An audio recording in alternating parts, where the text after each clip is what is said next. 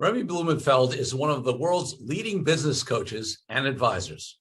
He's contributed more than 50 articles to Forbes and has been listed by the independent newspaper as one of the top 20 most influential LGBTQ people in the United Kingdom. He has been featured in the New York Times, the Sunday Times, Forbes, and Inc. I am so excited to have Remy Blumenfeld on the Deal Quest podcast. Remy, welcome. Corey, thank you for having me. It's great to be here. Yeah, it's fantastic. I'm excited about this interview. Before we get into all the amazing things you do in terms of a top business coach for folks and the deals you've done and all that kind of great stuff and the phenomenal background you have, I want to take you back to when you were a little boy growing up, maybe 8, 10, 12 years old. What did you want to be? Because I find for most folks, it isn't what they're doing now back when they were a kid. But you tell me, maybe. Well, it's a good question. In a way, I think I always knew I wanted to be in the communication business. So I remember my parents gave me a little cassette recorder. That's what you recorded on in those days. Yeah. And I used to interview my friends, and I really enjoyed doing that.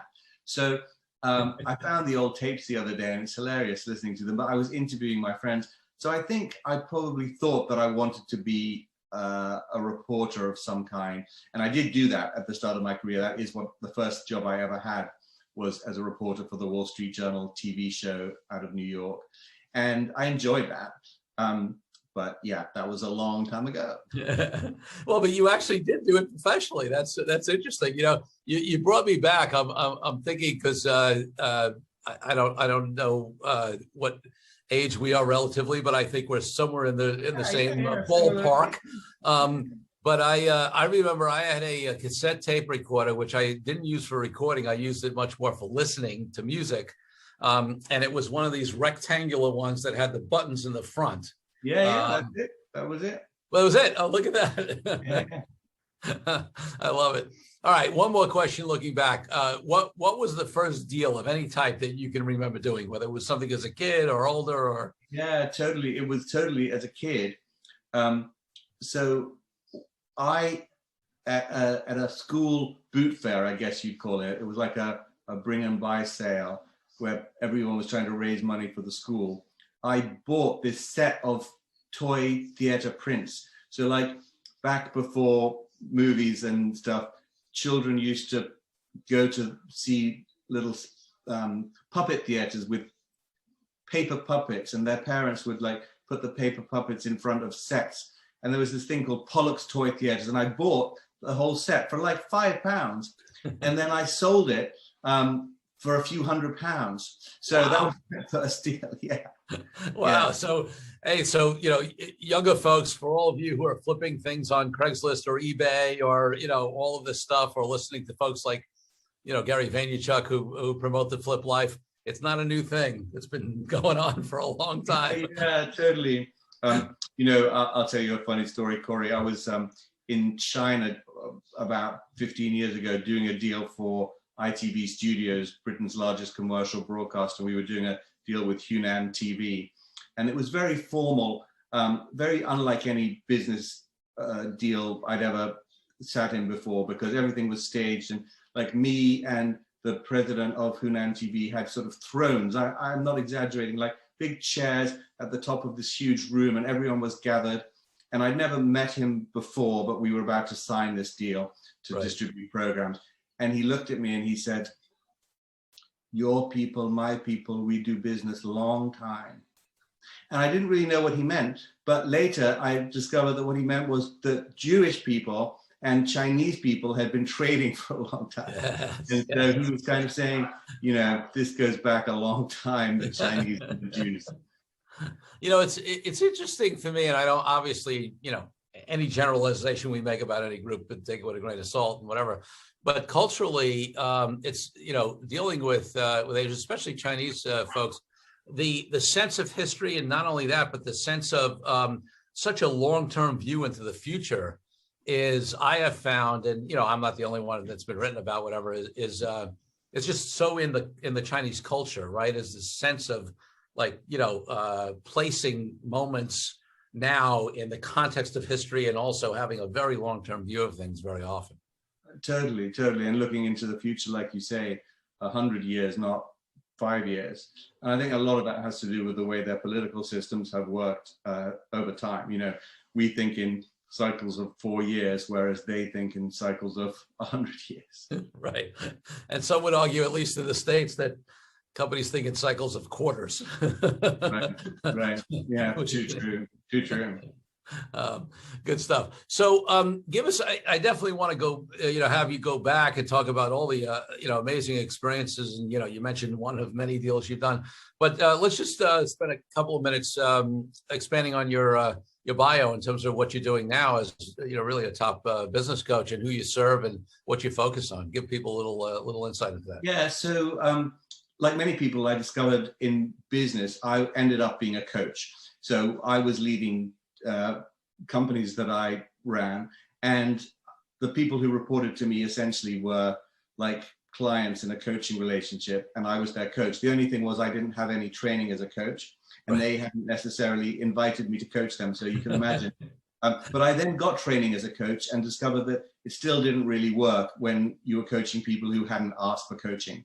So I transitioned after selling my last business, and now I coach leaders who are mostly in the creative sector. So film, TV, advertising, gaming, publishing, and they're mostly founders of companies, and they want a combination of coaching and business advice and mentoring. It's a kind of weird hybrid that I do, but I think most coaches would say that it is a weird hybrid, and every client wants that mix in a slightly different proportion.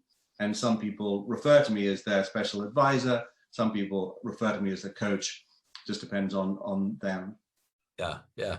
That's great. And it sounds like a phenomenal combination. And so, you mentioned after you sold your last business, so obviously that was a deal. I know you've done many deals in the space. So let's go back. Whether you want to go backwards or forwards in terms of your your career, I'll let you do that. Yeah, in the context and also in the context of deals. I'd love to hear. Well, we'll just zip. I mean, so I started my first production company, Corey, out of my bedroom in Brixton, which was a rough part of London. And sure. I started my company because I was out of a job, because the TV channel that I was working for had just been taken off the map. So I was overnight, I was out of work and thought I would sell ideas to broadcasters, which I tried to do. But the thing is, no one wants to buy from a person. No one wants to trust that much money and responsibility to an individual. So I branded my company, myself as a company. Yeah. And essentially, to begin with, I was just one person out of a room in Brixton. And I was doing what I now advise other people to do, but I was doing it by accident. So what I was doing was making programs about the area that I lived in and understood and knew best. So I was, a young, gay, Jewish man living in a rough area of London. And so I made programs about the edges of society. Now, luckily for me, the edges of society became the middle, and a lot of those programs took off. But we made the first Black music show on terrestrial TV in the UK. We made the first Asian pop culture show on the BBC. We made the first gay dating show. And so we did quite well by doing what we knew and understood best. And I think whenever you're selling something, it really helps to be an expert in whatever you're doing. Whatever the product or services is that you're selling, it helps for the buyer to recognize they couldn't be buying it from a better person than you. Like, right. Nat Geo is a fantastic brand, but you wouldn't go to have your hair cut at Nat Geo. So I think we were just doing what we were trusted to do because we understood it and we loved it, and it came naturally. And that was an organic thing. It happened naturally. And just 10 years after we started that first company, we sold it for a high multiple to Endemol, which was at the time the world's largest global production company. And our company that had started making programs about the edges of society ended up making Big Brother. So it was quite a growth story. So let me ask you a question on that in terms of the exit. I'm making an assumption, you correct me if I'm wrong, but when you started that out of your apartment in Brixton, I don't assume the first thing that you thought of was I'm going to build something to sell it in 10 years necessarily. But at what point, and if I am right about that, at what point did you start thinking about selling it, or was it the kind of thing where you were running it and you got approached, or how did that all come about? Well, I think at a certain point we understood that production companies had a value that we hadn't quite recognized, mainly because that market had not been there when we started our company. We were doing what we loved, and if you do what you love, you don't go wrong. At the same time, we were making our money from selling programs to the UK and to the US and making a production fee on that. So we didn't think at the time we had a company that anyone wanted to buy, but about probably 6 or 7 years into running that company, the independent TV production sector became something that people were interested in investing in, and big companies like Endemol started buying up smaller companies like us. And so naturally at that point, we wanted to sell. And I think, the thing that I always advise people to do, Corey, is to imagine that they're going to sell from day one. Because we did it, suddenly 6 years in, we were thinking, we had to face lots of realities about the value of our business that we had never really thought about before. Like, you're only as valuable as a multiple of your EBITDA. Like, if you don't have the processes in place for a big ocean liner to come on board, they won't buy you. If you're a very eccentric, strangely run company with weird systems, and it's not an easy fit. So you have to run your small company like it's a big company, and you have to watch the bottom line from day one, because all they're interested in is EBITDA growth line that looks like this. And if you don't have that line, they don't want you. A line like this isn't any good, and a line like this isn't any good, and a line that goes up and then down isn't any. They only want this line. So you need to create that story in numbers, and you need to create a company that is desirable. There are lots of things. I mean, we basically discovered at 7 or 8 years in what a buyer wants and what their checklist is. And I now work with founders to implement that checklist much earlier on, so that they're basically creating something that other people want to buy without having to do that as a last minute scrabble of dressing the bride, as they say, on the way to the altar, but actually creating something that is of value to other people early on. Yeah, and it's interesting because especially in the earliest stages, there are some competing interests, right? I mean, if people are still figuring out a way to eat off their company, usually they're pulling out as much money as they need, and so obviously it affects what the business looks like, or the classic, putting a lot of expenses through the business, right? Totally. I mean, paying yourself, yeah. I suddenly had to face that reality, Corey, you know too well, which is that suddenly a salary of $100,000 is actually worth $1 million, because it's worth $1 million a year off your bottom line. And similarly, a taxi, which is $10, is $100. So you really start thinking differently about how you spend money, and that's also something which it's really important for founders to engage with early on, because the sooner you engage with it, the easier it becomes. When you're doing all that at the end, it's like retrofitting a car. It's really awkward. Yeah. And listen, we've certainly had companies where, the accountants come in, the lawyers come in, the business coaches, whatever, come in, and you clean things up and get it ready. And, and it's possible to get a deal done, but it's a lot of work, and it sometimes limits your buyers or affects your timing. Now you gotta, that process can take 6 months or a year, and then you want to have another year or two, couple of years showing results. So now, and maybe the market is hot right now, so now you're going to miss, either miss the opportunity or get a lower valuation. 100%. But I also, what I got to learn firsthand was the psychology of buying a company, because in a way, that's really the most important thing. I mean, it's one of the most important things after the multiple of your EBITDA. It's the most important thing. And I think very often ego gets in the way of people doing the best and shrewdest job. And I'll explain to you what I mean. Like in the creative sector, which I work in, to be able to feel like you have done the best possible job exploiting your rights, taking advantage of every revenue stream that there is across all platforms, is quite important. You wouldn't really feel very proud of yourself if you felt like you had just forgotten to sell to China, or you'd forgotten to sell to digital platforms, or you'd forgotten to do a game.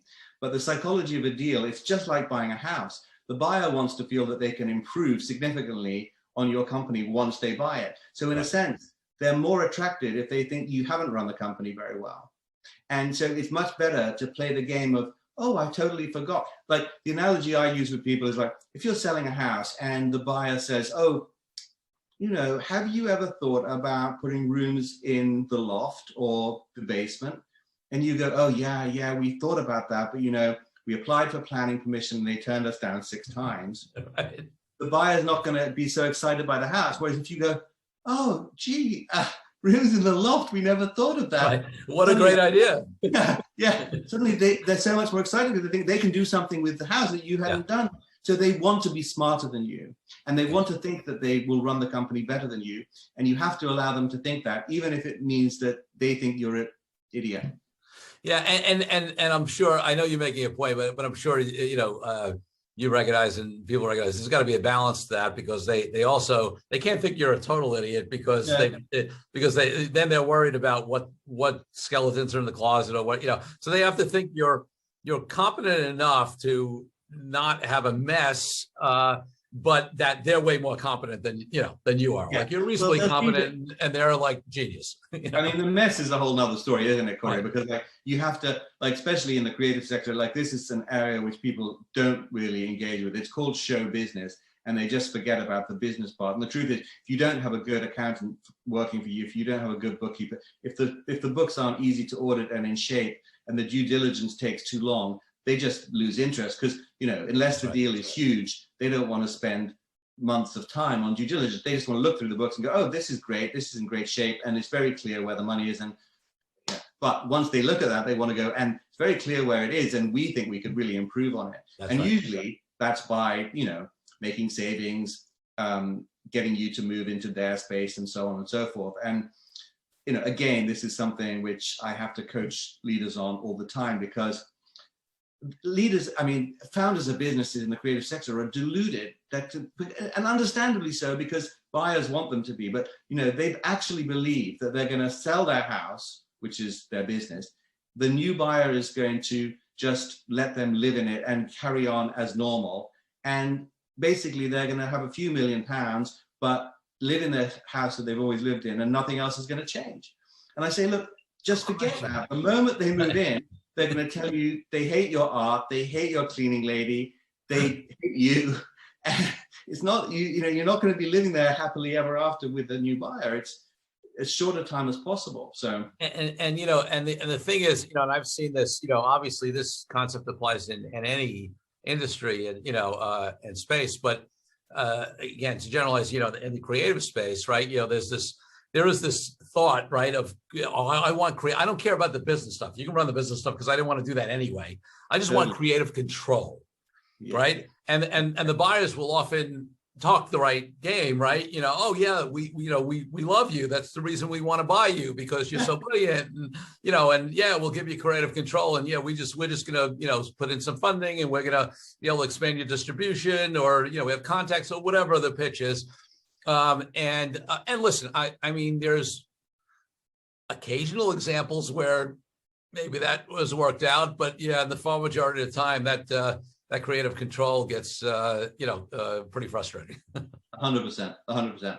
But the good news from my perspective is that I don't have a company to sell now. I'm just coaching people who do, and I now I'm talking about a whole different ball game when it comes to deals, because, you know, the truth is that as a coach, what I'm talking about with clients is the most important deal that they ever will do, which is the contract with themselves. Yes. Because if you don't do that right, nothing else will follow. Who you are, how you lead, what you allow yourself to do, what you don't allow yourself to do, what you promise yourself you will do and follow through on is everything.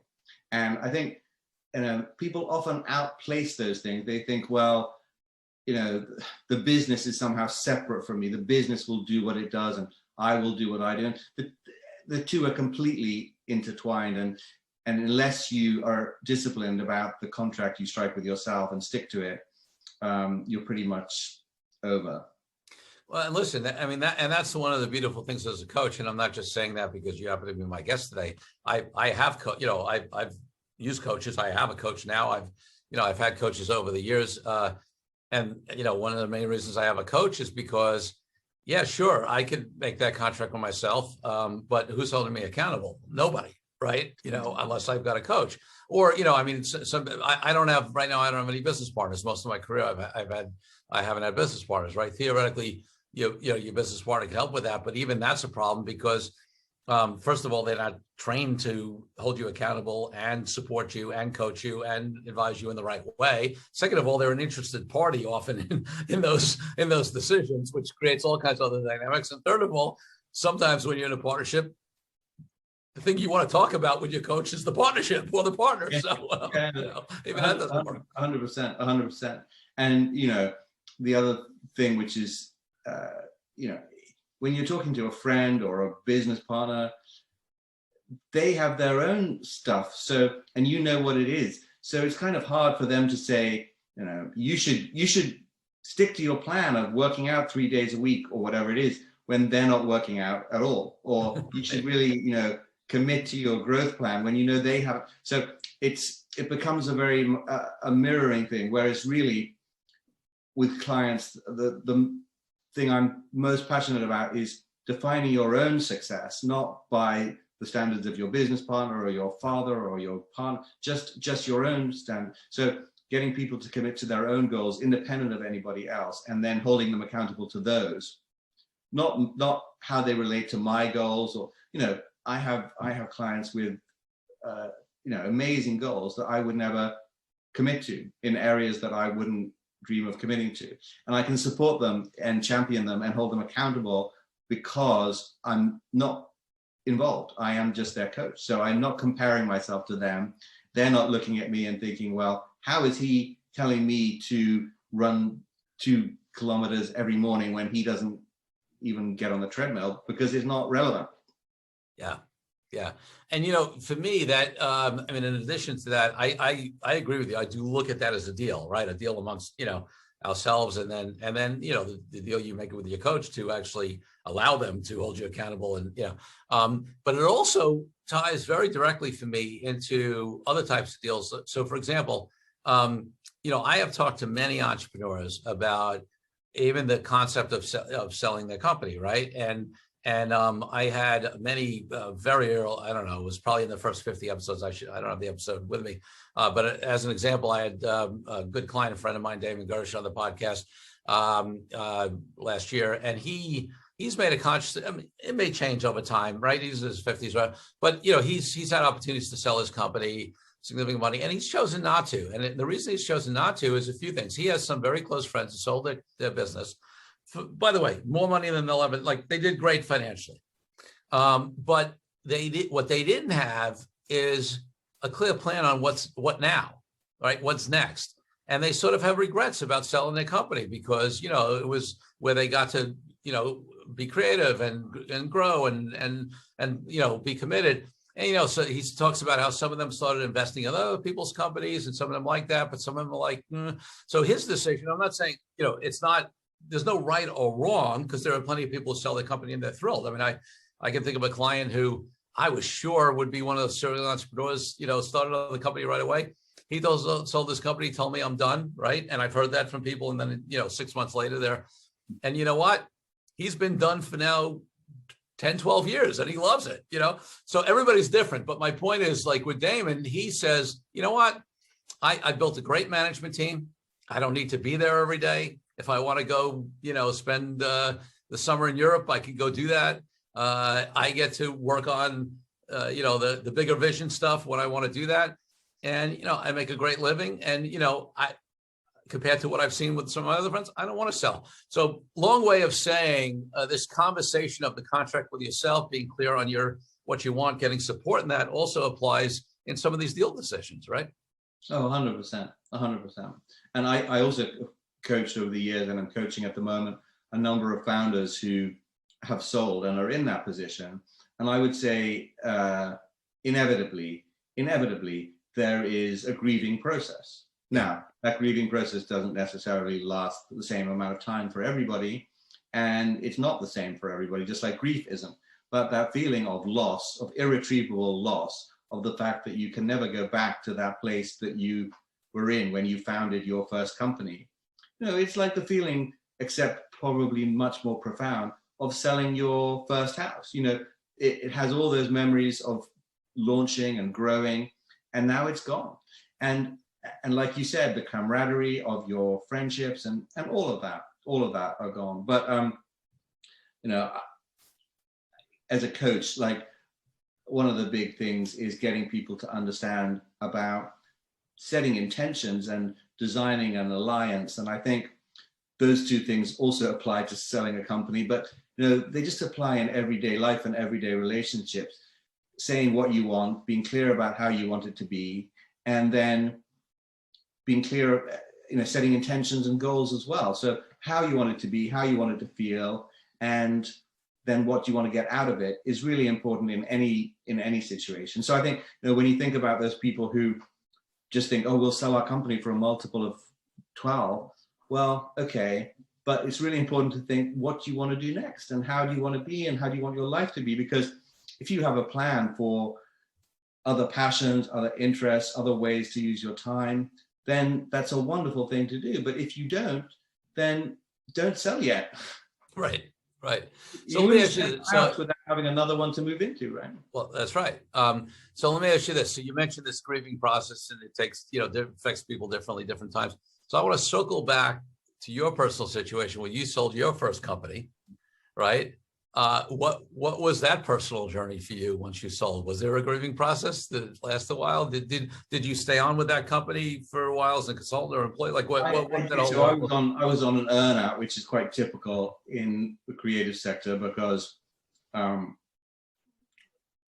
that's who, you know, and they're effectively buying the rainmakers in the company. That's who they're buying. I mean, they may be buying the catalog to an extent, but increasingly that is the case. But they're really buying the future, and the future is based on your brand, and it's based on you. So I had a 4-year earn-out, and I stayed with the company. And for the first 2 years, it was pretty much was business as usual for me. But then we started being integrated into the bigger company as they prepared for my exit, and you know, and then I left. So I think the grieving process in my case, because of the long earn-out and how it was staged, was a little bit more like when you say goodbye to a relative who has been in care for a long time. You know, it wasn't like a sudden death, which I then needed to address. Like a lot of people who I coach, you know, literally one day they're running the business and the next day they're out, and there's hardly any time to think about it, either because the new boss said get out, or because they just were buying the company and they didn't want them, or whatever. In my case, I had 4 years to get fed up. And the new owners, of course, did move into the house, and they did say, we don't like the art and we want to rearrange the furniture. So all of that as well. So I was really quite happy to leave. I sold my first company when I was 35. So I wasn't ready to go and do nothing, you know, quite yet. But it was probably in some ways a good time, you know, of my life to do that. I think it's a lot to do with timing. And then so let's actually keep going forward, because I like the way we're sort of weaving lessons learned, what you bring to your coaching for your clients with your personal journey, and you know, clearly. And I remember, you know, when we had our just initial sort of pre-interview, I mean, listen, I'm a big believer in coaching, and the thing is, in the US at least, and I think it's true in the UK, although there are certifications and things like that, the truth is anybody can hang out a shingle and say they're a coach. Right. And there are many folks who are coaching people on things that they never went through, never understand, don't have. Right. And then there are folks like you who really have credibility because you've lived what you're, you know, a lot of what you're coaching people on. So so you sell the first company, you have a 4-year earn-out, you go through your you know, whatever slow 4-year grieving process. By the time it was over, you were happy to be out. It sounds like, which is not unusual. What happens next?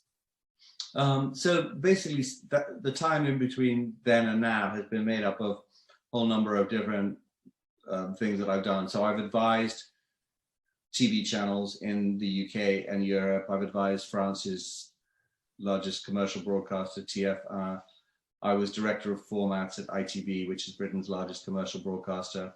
And I've backed a number of TV ventures, which I've been involved with myself variously. So at the moment, I sit on the board of a number of production companies where I have a small equity stake, and so try and support the next generation of leaders through that. And believe it or not, sometimes I meet those people initially as coaching clients, because it's a really great way to get under the hood of a business by meeting the founder and hearing from them every week and finding out. In the end, it's all about them. And so sometimes it just so happens that that coaching relationship transitions into a advisory position where I'm not their coach, but I'm actually have a stake in their business. And that's pretty much how it's worked. Love it. So I have sold a couple of businesses since then. None as successfully as my first business, but I wasn't as fully invested in them either. So sure. Yeah. So without delving into any details on those, just in terms of these other sales, were there any additional lessons, that you learned through those other sales? Like 100%. So I've just launched a program online, which is called Standout, and it's for creative startups. And it's really taking anyone who's in the creative sector, who's about to start a company or has started a company, through the 9 essential pillars of learning that I went through. And it won't surprise you to know, Corey, that nearly all my learning came from my failures and my mistakes. Of course. So, things that I did wrong, and you just learn so much from those things. And in a way, a lot of those things were things which I knew in my head before I made the mistake, but I only learned it in my body and my being by making the mistake. So right. I think, just like, I don't know, like really simple things like who you pick for your team. There are things I knew about that, but I just didn't quite learn until I had to pay. It's when you have to pay dearly, either in time or money or emotional turmoil, that you recognize I'm never going to do that again. And sometimes just impressing that on people is my value as a coach, because I can save them a lot of money just by having them not make the mistakes that I made. 100%. Is there any, and I know, you don't have to share any confidential information, but is there one story or one example or something out of all of those that, is particularly instructive for folks? Well, yeah. So I think one thing that's like a general thing, but it was a pretty big lesson for me was, at one point we were really, at a couple of different stages in my TV production career, when you do something that kind of is successful in a particular area, then everyone wants to work with you because you're the hot young new thing on the block. And I was thrilled about that. What I didn't realize was you can only serve so many clients well at any one time. Yeah. So I think there's a tendency to think, oh, it'd be so great to have more clients, or you can never have too many clients, people sometimes say. But when it comes to any business, unless you're serving your clients well, and by that, I mean much more deeply than you probably realize well is. Like, unless each of your clients feels like they are your most important client, unless each of your clients feel like you live and breathe for them, then you have too many. Right. Because no client will treat you well if they feel like they're your second or third or fourth most important client. So if they feel let down by you, if they feel ignored by you, if they feel somehow that you're not prioritizing their needs, you might as well not have them as a client, because they won't be there for you. And that's why I'm always encouraging my coaching clients to look at who their 3 strongest relationships are with, and do everything to build and grow and nurture them before even thinking about spreading to 5 or 6 or 10. Because when I talk to buyers, and some of my clients are also buyers as well as sellers, and their biggest complaint is people who seem like they're going to be, I always use dating analogy, like they seem like they're going to be husband or wife material, but end up like escorts, because they come in and then the next thing they're gone, they're serving someone else's needs. Clients like to have focus and attention. And so I think my number one failing and my number one lesson is you can never have too few clients. Well, and it's so interesting to me because there's two things. I mean, one, I think it's just natural, especially if you are an entrepreneur that's created something from nothing, right? I haven't been handed anything, that especially in the beginning, you don't have enough clients, right? So you always like, I need to go get more business. And then when it's coming in, when you build a reputation or, or good relationships or whatever it is, it's really hard to turn it away, right? Because you're so happy that the business is flowing in. So I think that's one thing.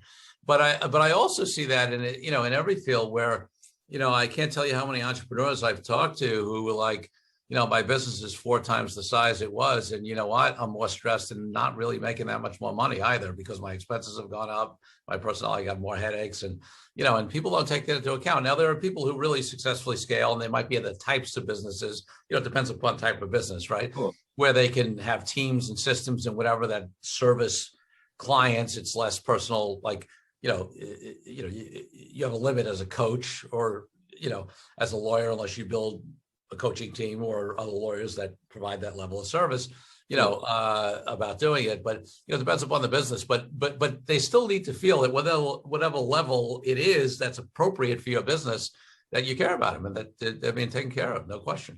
Yeah. So, I mean, I would just extend what we're talking about to every person, it's not just like, I'm just saying for every person who manages clients, they can only manage 3 or 4 That's with right. the quality that you need to do. And those clients that are good clients are much more important to have than 20 sort of mediocre ones. It's much better to have 3 big, great clients who feel like you're their only client than it is to have 20 who feel like you're one of 20 people they service. Yeah.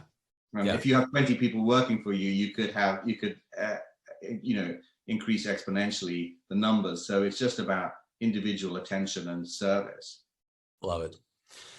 So I want to just delve into, because one of the things that I like to show on this podcast is all the, give insights into all the different types of deals that they are, because people who, most people don't know the breadth and range of different deals that can be done in various industries. Never, people think about M&A and financing deals and whatever. But, I think people would just be interested. So let's talk about a production deal, right, in your industry. So, you have an independent production company, and I actually have some, some clients that I feel, so I know a little bit about it, but I'd love to hear it from you. Like, how do those deals work, right? You have an independent company, they produce something, they want to sell it to an outlet. Talk to us a little bit about that world. Well, I mean, the first thing you have to do is sell the idea. And, someone once said, if you want to know what it sounds like to be in the creative industries, this is what it sounds like. No, no, no, no, no, no, no, no, no, no, no, no, no, no, no, no, yes, no, no, no, no, no, no. So you're basically pitching a lot of shows which people say no to, and you get a yes, and then the production deal itself is quite straightforward. It's usually, around 10 to 12% of the total production spend is a production fee, which goes straight to you as a producer, as profit, and then you get contribution to overhead and so on. But your real the real opportunity to make money is in employing staff, owning facilities, owning edit facilities, having a more integrated production service so that you can edit and shoot and have everything in-house, so that you're then marking up the lines as well, because there may be a line in the budget which is $10,000 a week for edit producer, but actually you hiring them in-house and they're only making $5, and so that's where you make the money as well. So those deals are quite straightforward. They're pretty much like any deal. Yep. But there are so many deals along the way. First of all, collaboration deals with other producers, production deals with people, bringing in the right talent to run the show so that when you pitch to the broadcaster, you have the right talent in front and behind of the camera. So you're doing deals with agents and you're doing deals with directors, because you're essentially packaging the show. So you're bringing in as much talent as you can. And again, that's about recognizing that you never can achieve so much as if you give away the credit. I can't remember which American president it was who said, you won't believe what you can achieve if you give away the credit and you don't care who gets it. And I think that's really true in TV. It is a world of egos, of course, but the real value is in being able to partner with great people and have them feel ownership. Because ultimately, as the producer of any project, you do have the ownership. So if other people have a small stake or they feel ownership and take the credit, that's fine, so long as you own the rights. So you're doing lots of deals with distributors and producers and talent all the time. But the most important deal you ever do, of course, is that deal with the platform or the broadcaster who's saying, we want to green light your show, and here's $10 million and go make it. Because once they've paid the money to make it, you then own the rights, at least in the UK. Right. And I always coach people around one distinction, Corey, and it's the distinction between pitching and enrolling. Yeah. And you could say that distinction applies across all industries and just replace the word pitching with selling. Yes. So the distinction between, in the creative industries is particularly true, like the distinction between enrolling somebody in you, enrolling somebody in your idea, enrolling somebody in the project, and selling it. Because like, if I say to you, Corey, I've got something to sell you, what's your immediate reaction? Your immediate reaction is, how can I avoid buying it? Completely. You know, you got it 100%. It's like if you go and buy a car and the car salesman goes, you know, we're going to go on a test drive, and by the end of this test drive, you are going to want to buy the car. You're spending the whole test drive trying to find reasons to get out of the car without buying it because you feel pressurized. Whereas if the salesman goes, look, I've got to be on the test drive with you, but I'm not going to say anything. Here's my card. If in a couple of days you like it, give me a call. Then you can actually enroll yourself in the experience of driving that car because there's no pressure to buy. And it's exactly the same when you're pitching a show. You have to pitch it. You have to not actually pitch it. You have to not pitch it. You have to discuss it in a way that the show exists like a ball that's floating between us here. You don't throw it to them. They may pick it up and toss it up. They may even throw it to you, and that's fine. But you don't ever throw it to them because they'll throw it right back. What you want to do is just look at it and go, I wonder if, how about, maybe, what if? So you start and you build. So you don't pitch them the whole thing. You don't sell them the whole thing. You don't say, I've come here to sell you X. Because, you know, X is not a car. X is an idea which you want them to say yes to. And if you want someone to say yes to an idea, they have to feel enrolled. They have to enroll themselves. They have to believe in it, and they have to own it a bit themselves.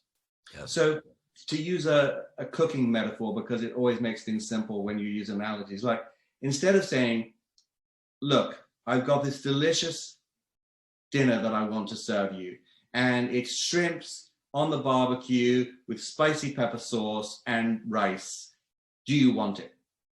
Don't say that. Don't say that. Say, I'm feeling really hungry. I've got these amazing shrimps at the market. Shall we buy some?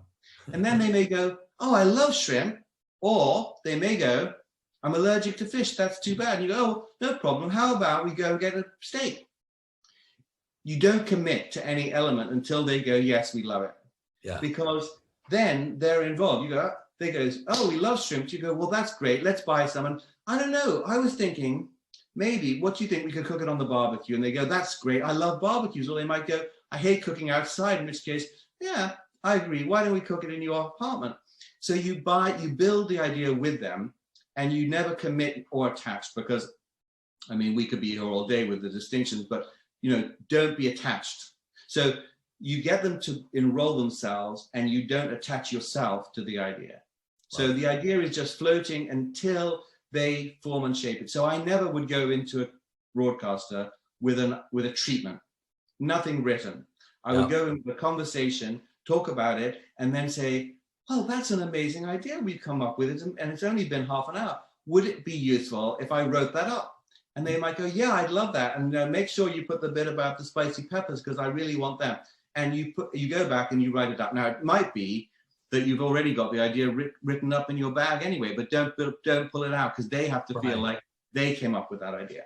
You know, it's interesting to me because before you even said, you know, that they say, hey, and put the bit in about the spicy peppers, the thought that came to my mind is, and listen, I do the same thing even when I sit down with a prospective client, right? Most lawyers start talking about themselves, you know, oh, I have this experience and I did this many deals and you should, you know, whatever, right?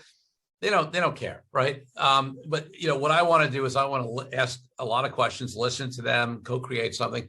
And then what I'm able to do, and this is not a sales technique or whatever, it's genuine because I really do care. I really do listen. I really do want to help them achieve their objectives. They basically told me how they want me to pitch them, right? To use a bad word, to enroll them is the better word, right? Because they've told me what's important to them. It's the same process that you're talking about, right? You've had a conversation, and now when you go back to write that treatment or take the one you had in your bag and tweak it and change it, right? You'll basically, have all the information of what they want to see in it, and you're going to give them, and you get to give them what they want, which is brilliant. 100%, 100%. And I love that you mentioned that thing about, not going in and talking about yourself, because this is another thing that people tend to do, particularly in any interview situation, which is, after all, a deal too, because you're selling yourself. Yep. And I think a lot of people are under the crazy false impression that a successful interview is an interview where you come away as the interviewer thinking that I, as the interviewee, was brilliant, intelligent, accomplished, successful, whatever it may be that you think you want to be seen as. So in other words, as an interviewee, we tend to imagine that the spotlight is on us. Yes. And that we need to shine. And what that means is that a lot of people, because they feel a little bit under pressure and they're on stage and they feel like they're being scrutinized, they talk a lot about themselves and what they've done and who they... Now, the truth is, you'd never, ever be called in to an interview for anything unless they thought you could do it. Right. From your CV, you have the relevant experience. So the interview is actually a test of, how do I feel about myself, the interviewer, with you in the room? If I, as an interviewer in the room, feel like, my goodness, with this guy, Corey, I don't know, the time went so quickly and I felt like I was really interesting and he seemed really interested in me. And I just have a feeling that someone like that who can make me feel like this is going to be great on our team. And by the way, wouldn't it be wonderful if he was in our office all day, because he made me feel really good. Right. So rather than thinking, oh my God, this guy Corey is an egomaniac, he never stopped talking about himself.